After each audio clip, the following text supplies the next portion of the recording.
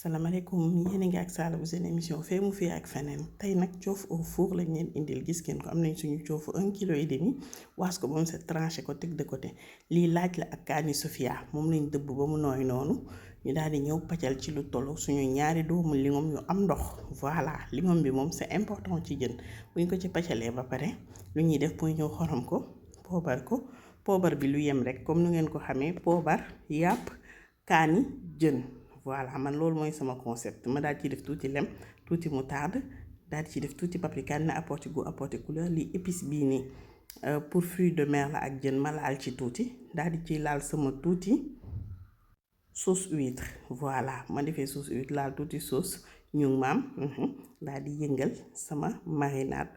pare na lu may def mooy ñëw commencé ko diw jën bi man damay moytuwaale xorom moo tax xoromuma jën bi soog a diw marinade bi mais yéen da ngeen di xorom jën bi ba pare soog a diw marinade bi c'est important bu ko defee ma diw ci marinade bi ba mu daj kapp ma jël sama ay soble ay poivron jaune ak rouge daal ak tuuti ay lingom yoo xam dama ko tranché finement def ci marinade daal di koy ñëw def ci boolu four bi jën bi nekk jël lingom yi teg ci kaw jën bi pour décoration da koy rafetal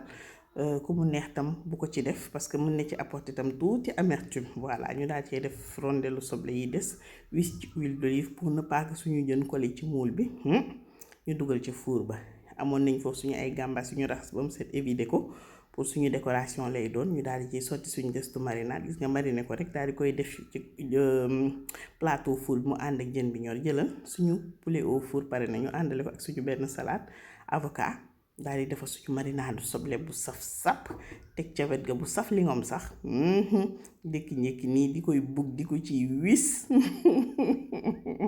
daal di ñibbi carrément lébu ga bul sonn lii lañ leen indiloon tey j'espère que liñ leen indil neex na leen bu leen fàtte abonné bu leen fàtte aimé soo leen amee ay question ñu ngi leen di xaar ci commentaire yi gis ngeen ko nii may remercier bu baax di jaajëfal Ngaati Mbeng mi nga xamante ni bii saa su ne moo may gérer sama mise en place